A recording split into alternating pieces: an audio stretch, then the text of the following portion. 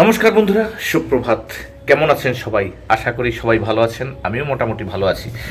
তো সকালবেলা প্রতিদিনের মতো যেরকম উঠে কাজকর্ম থাকে সেগুলো করে স্নান করলাম। স্নান করার পরে সবাই ব্রেকফাস্ট করে কি দিয়ে?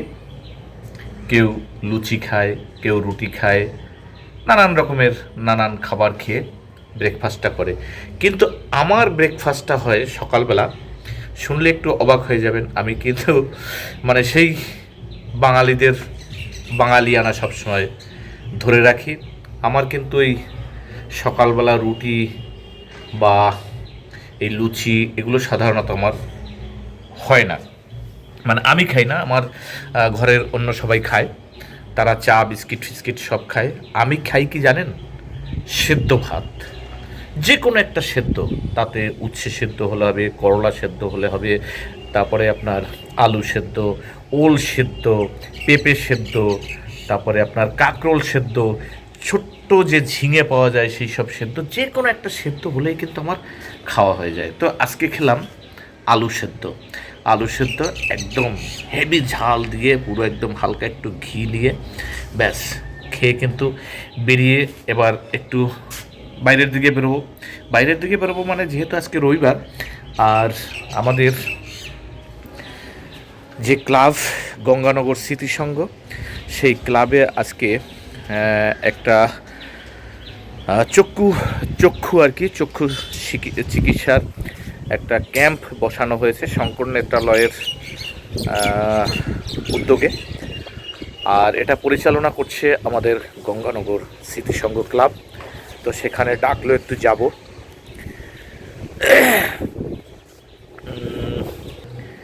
ক্লাব সম্পাদক ফোন করেছিল যে দাদা একটু আসো।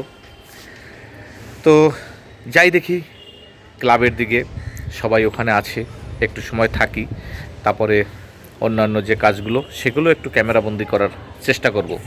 সঙ্গে থাকুন। তো উপর থেকে নিচে নেমে আসলাম। এটা আমার গ্যারেজে আমার বাইকগুলো দাঁড়িয়ে আছে।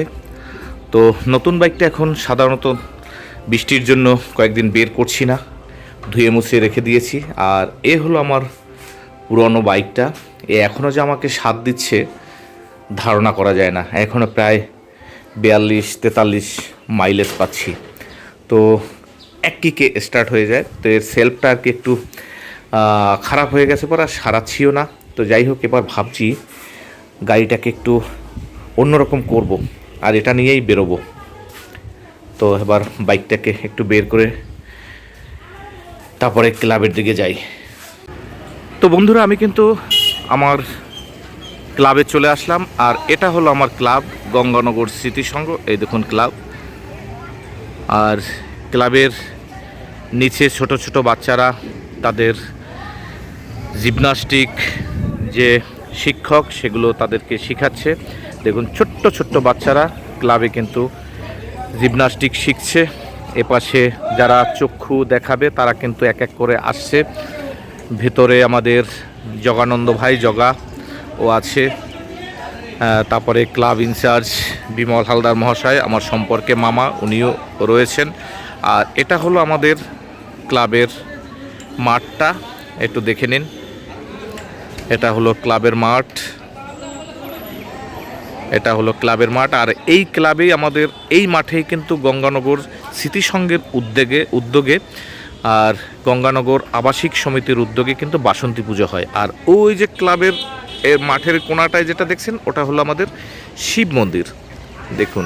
আর এই শিব মন্দিরটার ভিতরেই একটা পুরো মাঝখানে একটা বেলগাছ। আর দেখুন ছাদের উপরে যে বেলগাছটা, ওটা কিন্তু ছাদ ফুটো হয়ে ফুটো করে রাখা আছে, ওখান দিয়ে বেলগাছটা হচ্ছে। আর দেখুন উপরে ছাদের উপরে কিন্তু বেল। তো যাই হোক, শিবের পূজায় এই বেলেই লাগানো হয়। আর এটা কয়েকদিন আগে আমরা রথযাত্রার প্রথম দিনে কিন্তু আমরা চারিদিকে গাছ লাগিয়েছি। আর এপাশে সব এক এক করে চক্ষু দেখাতে এসছে, চক্ষু চিকিৎসায় যারা এখানে আছে। এখানে আমাদের ও এটা পরিচালনা করছে।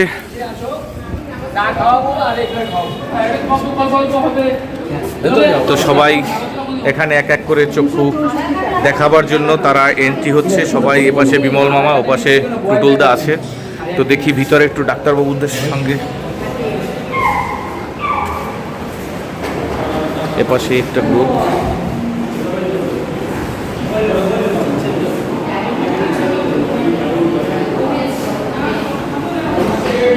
এপাশে হচ্ছে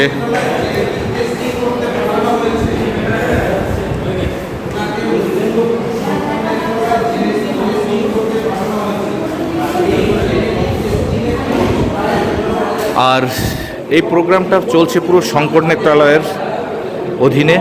তারাই এই ক্যাম্পটা করছে আমাদের গঙ্গানগর স্মৃতিসংঘ ক্লাবের উদ্যোগে। তো সবাই এক এক করে আসছেন। এখানে চক্ষুর পরীক্ষা করা হচ্ছে মেশিনের সাহায্যে। আর পাওয়ারটা নেওয়ার পরে এখানে তারা চশমাটা বানাতে দিয়েছে। পরবর্তীকালে চশমাটা এখান থেকে আমরা ফ্রি তাদেরকে ডিস্ট্রিবিউশন করব। তো চক্ষু কি দেখাতে হবে? আচ্ছা, যাই হোক, যদি দেখানোর ইচ্ছা হয় দেখিয়ে যেতে পারেন। আচ্ছা, যেটা বলছি এখন, যে আমার এই ক্যামেরার সামনে দেখতে পাচ্ছেন, এ হলো আমাদের উজ্জ্বলদা, বিখ্যাত একজন সিঙ্গার সত্যি কথা বলতে। আর উনি কিন্তু বহুত নামডাক করেছেন শচীন দেব বর্মন এবং আর.ডি. বর্মনের কণ্ঠে। আমাদের উজ্জ্বলদা আমাদের খুব কাছের মানুষ, অঞ্চলে ওনাকে মামা বলে চেনে, কিন্তু আমার দাদা আমার পাশেই থাকে। আমরা একসঙ্গে একই পাড়ায় বসবাস করি। পাশে জগা একটু আয় পাশে। আর এ হলো ভাই আমার জগানন্দ হালদার। আর ও কিন্তু বেশিরভাগ এই উদ্যোগটা ওই নেয়। ও একজন সমাজসেবী। সত্যি এই সমাজসেবা এভাবেই করা উচিত, মানুষের পাশে দাঁড়ানো উচিত। এভাবেই সে দলমত নির্বিশেষে ও কিন্তু এই কাজটা সবসময় করে আসে, যার জন্য ওকে আমার ভীষণ ভালো লাগে।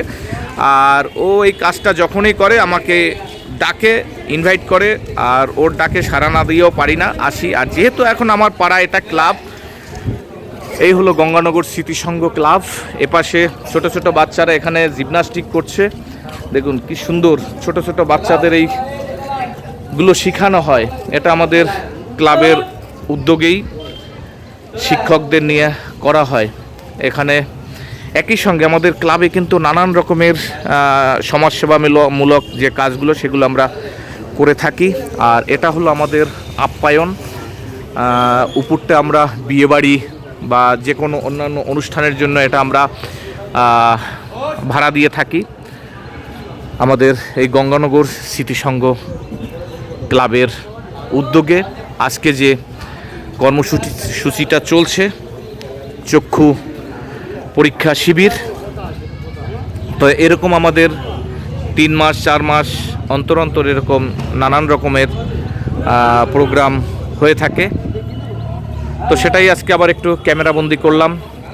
সঙ্গে থাকুন। আজকের আরও যে কাজগুলো হচ্ছে আমাদের অঞ্চলে বা আমি যে সব জায়গায় যাবো সেগুলো আপনাদের একটু ব্লগ আকারে দেখাবার চেষ্টা করব। সঙ্গে থাকুন। ক্লাব থেকে সোজা বেরিয়ে আসলাম পলাশের দোকানে। এসে দেখি পলাশ নাই, দোকানে জেঠু বসে আছে, পাশে গোবিন্দ। তো যাই হোক, শুনছি ওর দিদির বাড়িতে চলে গেছে।